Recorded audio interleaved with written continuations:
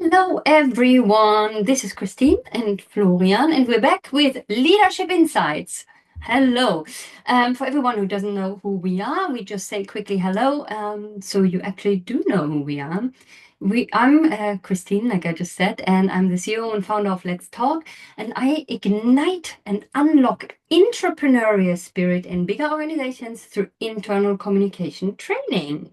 And then with me, as usual, my lovely co-host Florian. Do you want to say hi?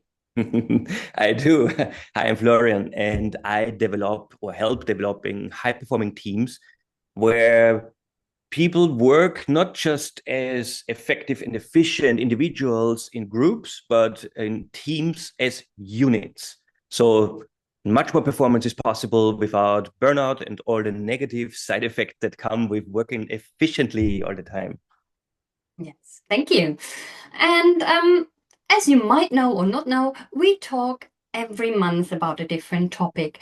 And this time we had a look at the 2025 workplace trends by Arbinger Institute. And that deals basically all around building a people first culture. And they discovered certain trends that are going on.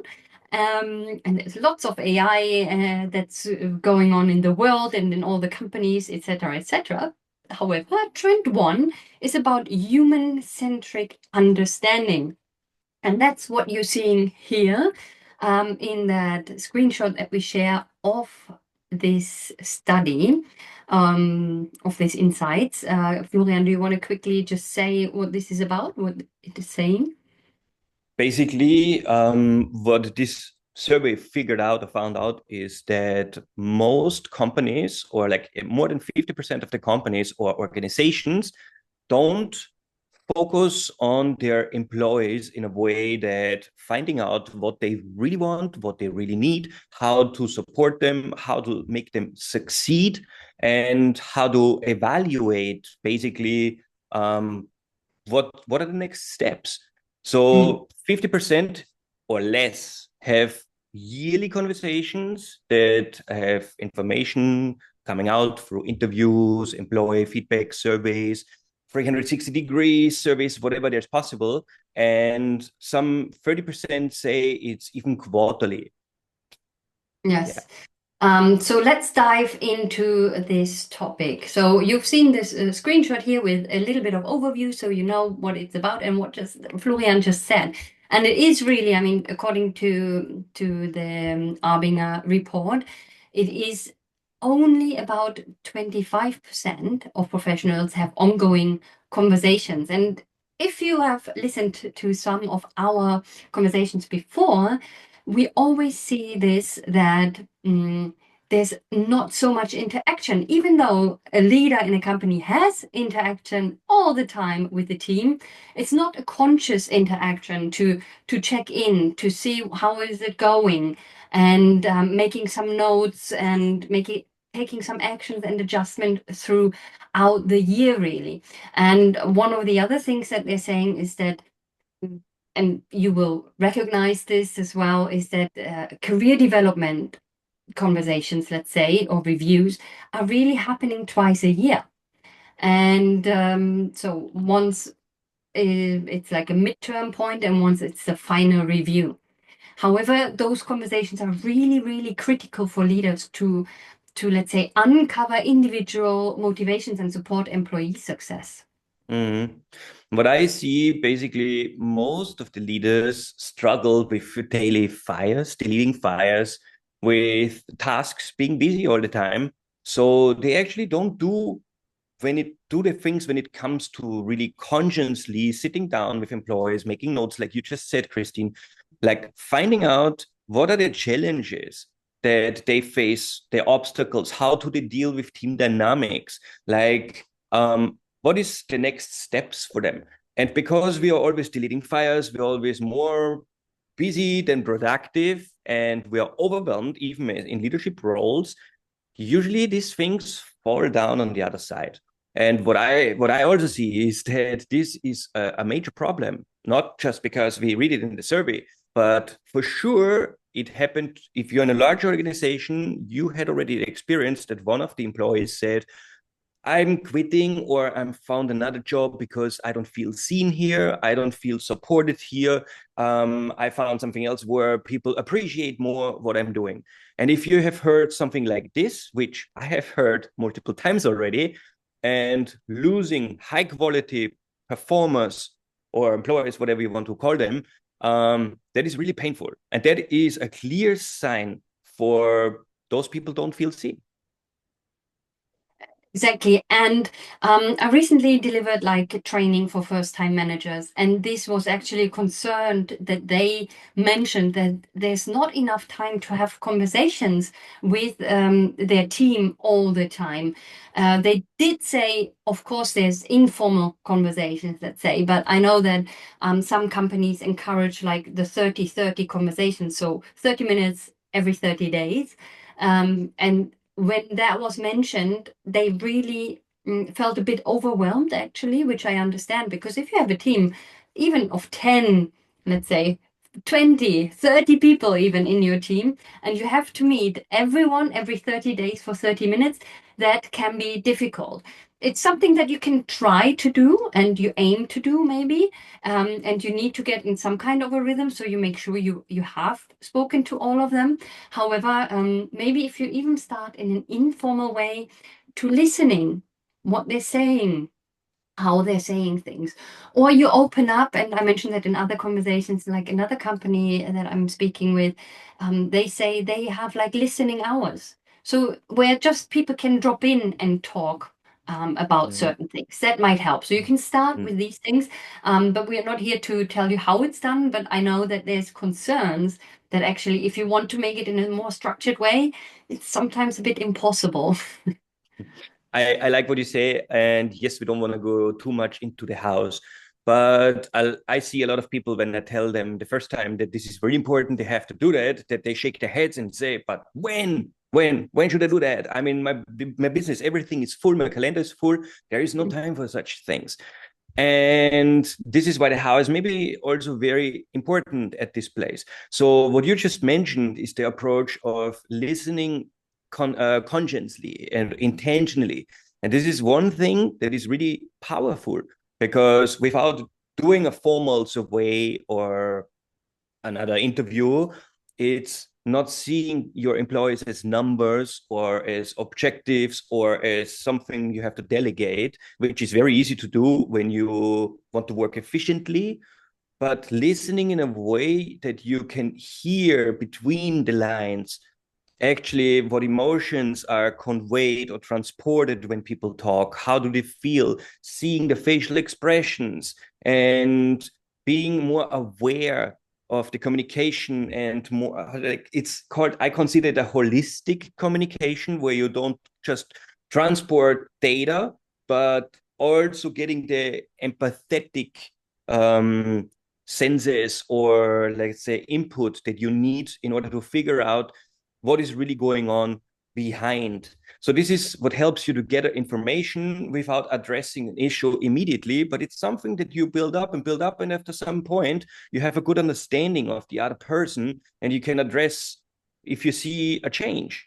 If something changed, if you see a drop in performance or a facial expression that comes up too often and you say, this is only happening when, and then you have more connection to the people that work directly to you. So this is one thing that you can do. And the other part, what I used to do a lot with companies, because it's for me the most simple thing to do, is to automate those ways to get information, which is partly like a 360 interview style, where you don't have to do the survey yourself, but you create something where people can give themselves in a digital way. It's very easy to do. On a scale from 1 to 5, what are the things that I'm struggling with? What are the things that I want to achieve? Where am I with my workload and so on? And you create a few questions, and people monthly can just fill in that form. And this form also can be filled in by a colleague that works closely with the person. So you have something that comes from the person itself and from the outside perspective, which makes it more objective.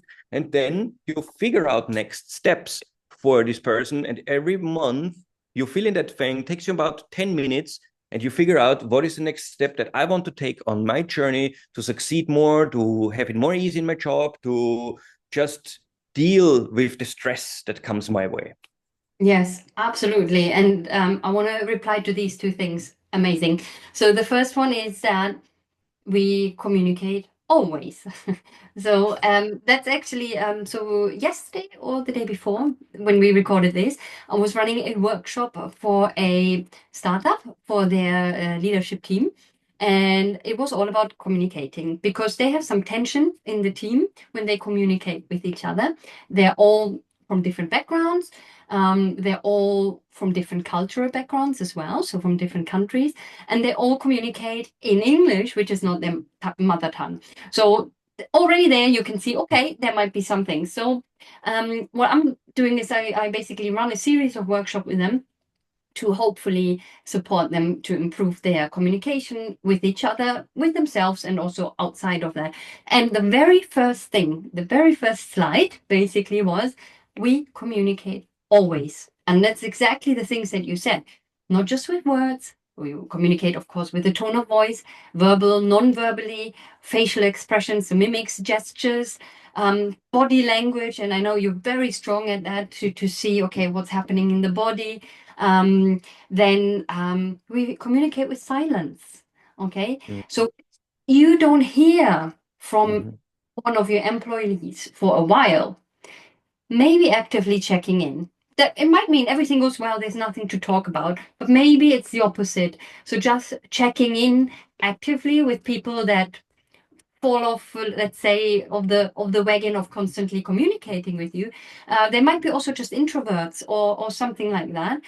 So they need this little push of asking. So this was the first point that I wanted to mention. Another thing that came up in that workshop as well is to be present when you communicate with them.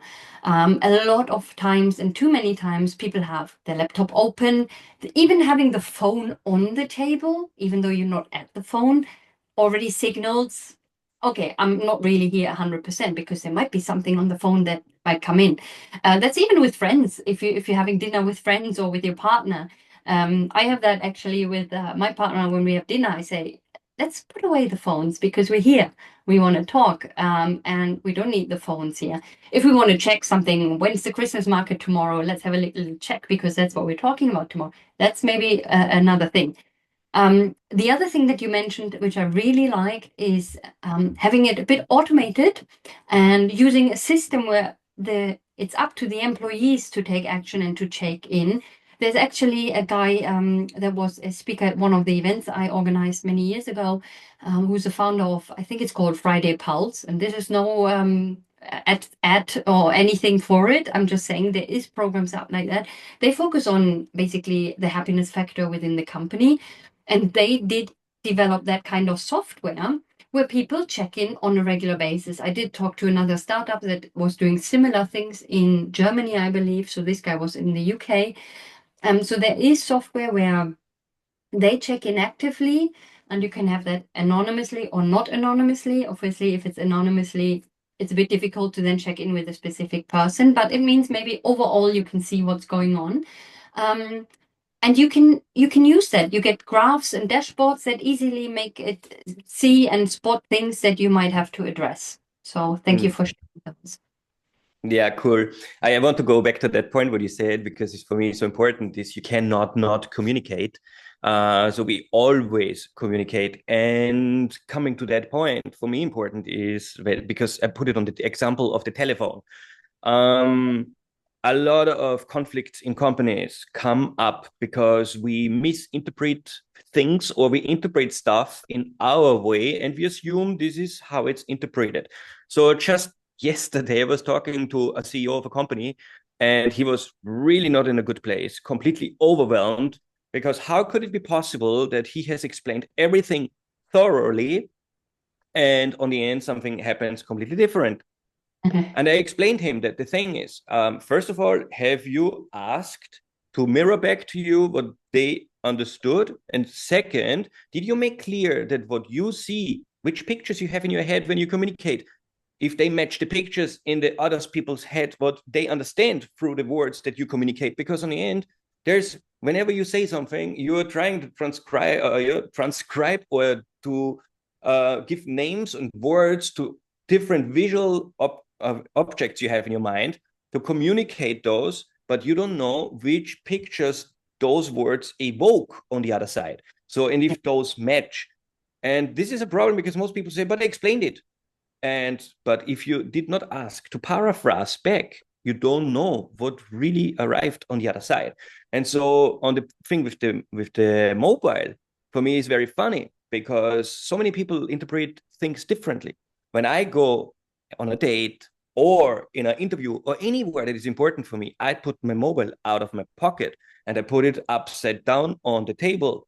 People feel sometimes unrespected, disrespected, or whatever because I put the phone on the table. But the thing is, that is your point of view.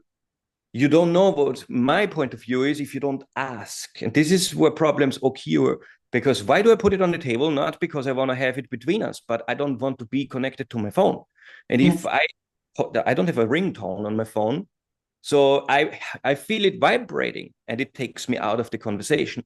So what Yeah. I would do, I would put the phone upside down on the table so it's away from me. I can see it, I can hear it, I can feel it. I'm 100% with you now. But what Hmm. we interpret in that thing is a completely different thing. So this is how problems occur. And it was just the mobile phone. So that's why I think it's so important to always ask what you just mentioned as well, because you never know if what you say is what arrived on the other side or what the other person sees. Yes, it's like you've been at that workshop that I was running yesterday. So that was the second slide, the communication cycle. Someone says something, and then the other person thinks about it and makes up stuff, interprets it, has assumptions depending on how the day went. They might take it in a different way than they would on another day. And then that person says something, and then the same thing happens with the other one. Absolutely right. Absolutely right. Always ask. If you're in doubt, if you're making up something in your head. And absolutely love what you said about that. Someone explains a task or something, and then the outcome is something else than you thought you clearly said. And I had that myself a lot of times when I was leading teams, and that's how I learned. Okay, I was extremely clear, and I mean, you know me, and everyone who knows me as well. I'm very straightforward. I'm very clear, and I'm really good in communicating. However, doesn't mean that when I say something, other people take it the same way, understand exactly what they have to do, and the outcome is what I want. So there's all these things that you said that people can do, that you make sure that the other person actually knows exactly what you want and what the outcome is. Um, and this is also something I think that sometimes is not done, that we talk about things, but we don't give them the outcome that we want. So then there's like a big question mark. There's a task, but it's not like, okay, this is what I want at the end. Mm. Because this clarifies, okay, this should be the end result, but I let you do it your way, which is what a leader should do. No, let go, not micromanage. You do it your way, leave space for creativity, give enough information, and then have the end result, the outcome clearly defined on what. Mm. Yeah, I love what you say with the outcome. I call it the frame, which in my opinion is one of the most powerful things there is to do. If you want to give your employees, your teammates some space to do it their way, then it's necessary to define a frame within they can move freely, but it needs to have clear borders and boundaries that are communicated without and within, which means what is the part that I have to do, what's implicit and what is explicit. And if this is not communicated, people either go beyond whatever it is and do too much of it, or they do something completely different.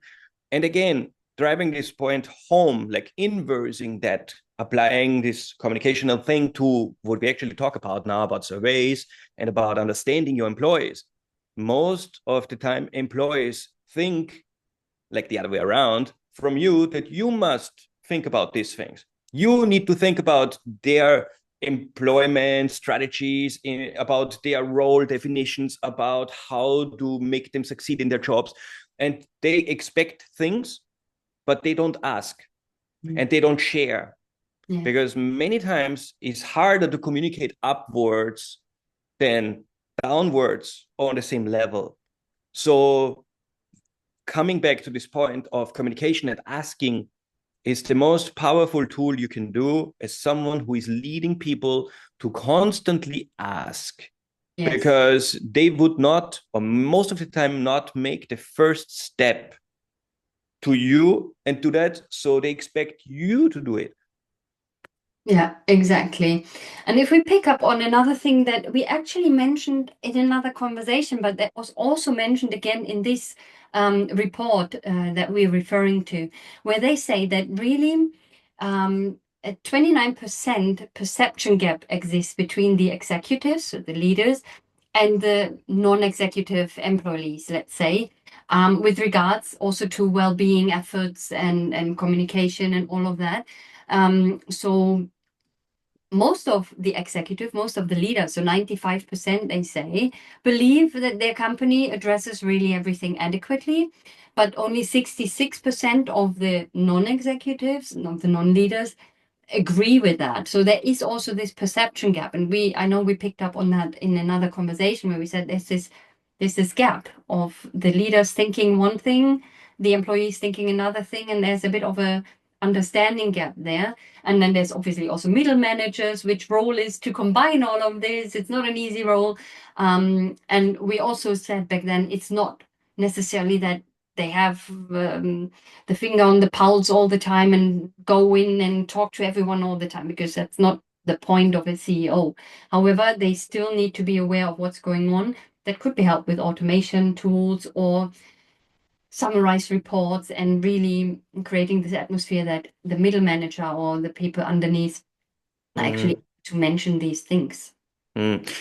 What I see, most people fail in developing clear communication structures, meeting rhythms, ways. They are like standardized where things can be communicated on a regular basis. Something that happens, whatever happens, this meeting stands. You know, this is once a month we do that meeting, daily we do this, quarterly we do that. And using those structures in order to convey, to communicate changes, new goals, new orientations, strategic changes, and so on.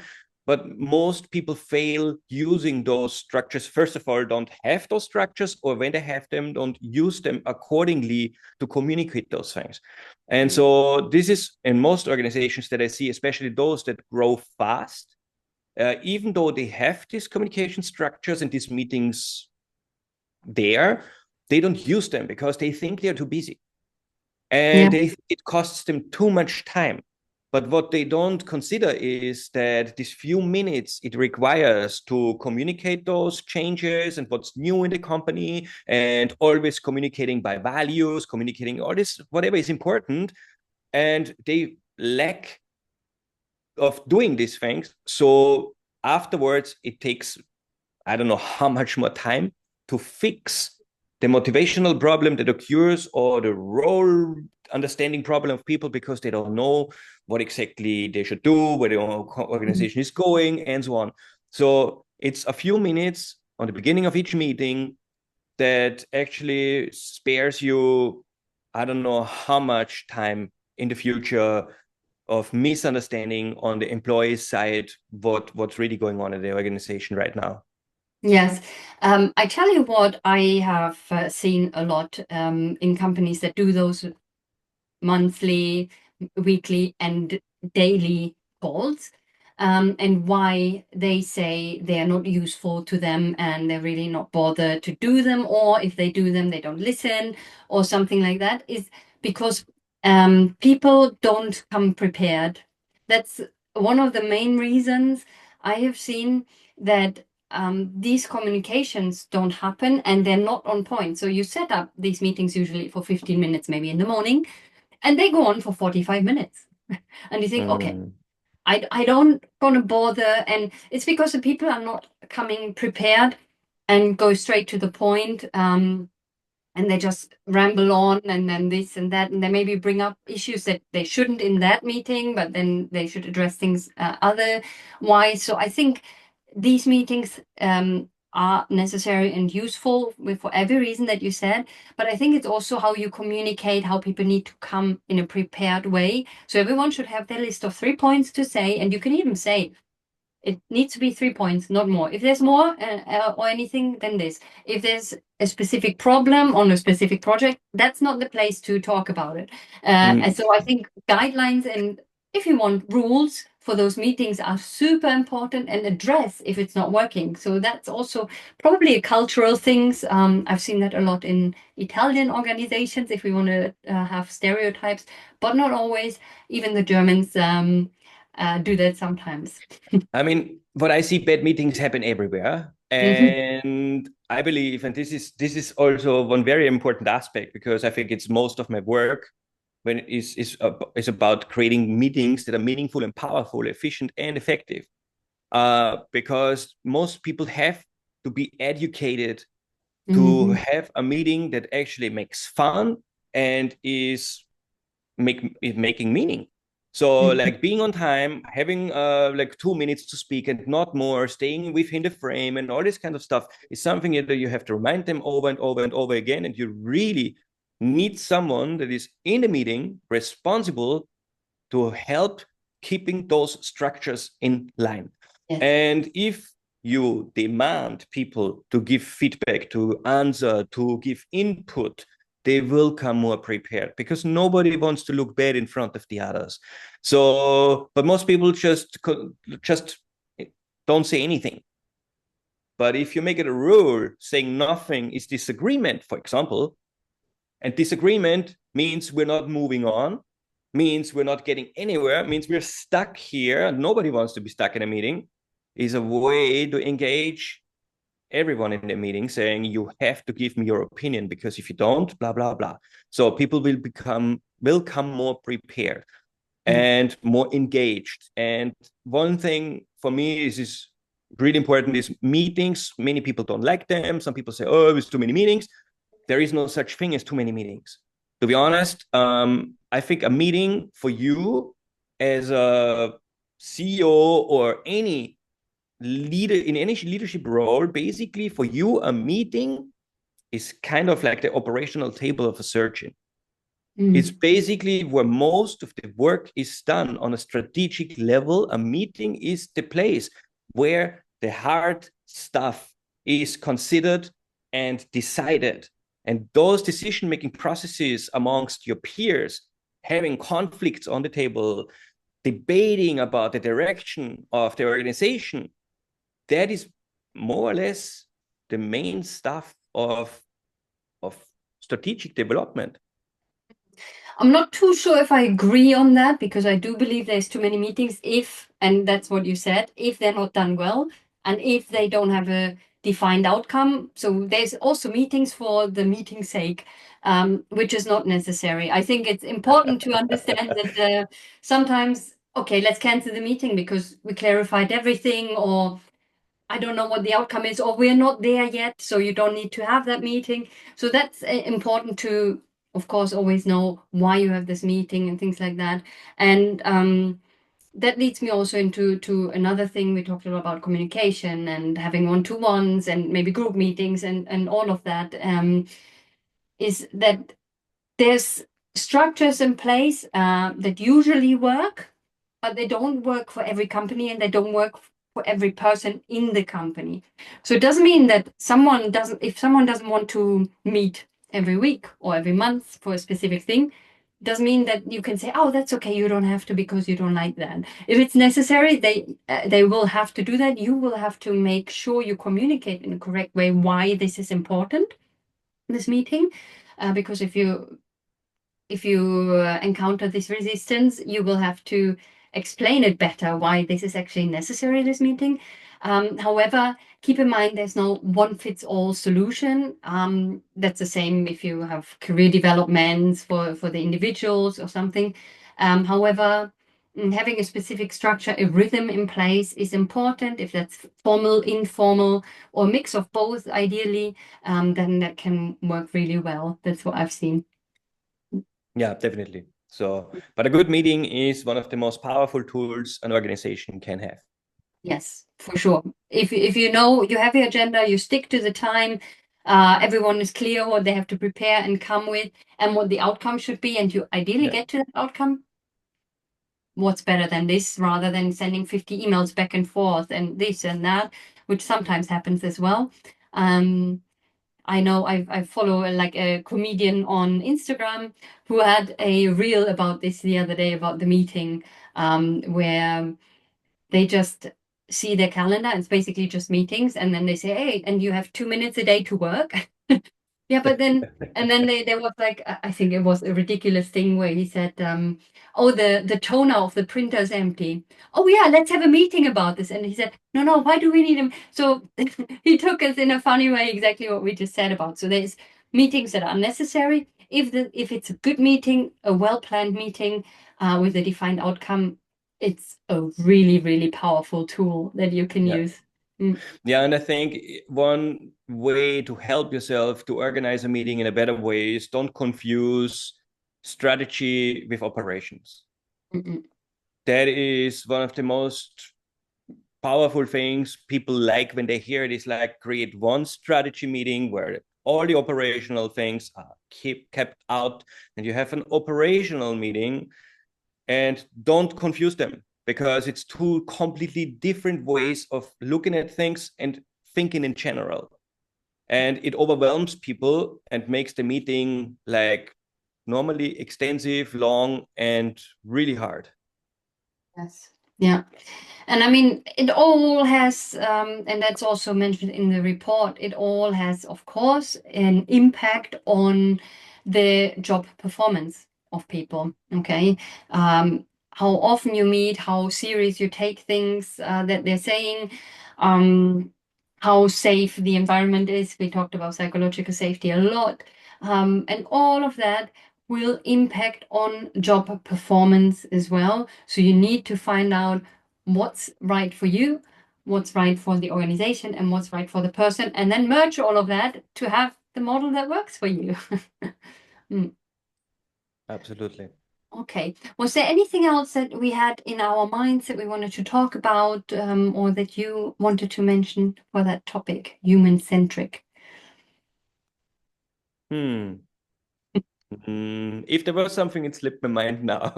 No, I think we'd covered a lot in there, and we went from human-centric meetings and how often you should have them to if meetings are useful at all, and which ones are and which ones not. All keeping in mind that we're all humans, we all have emotions, we all interpret everything that everyone is saying, depending also on our emotional state.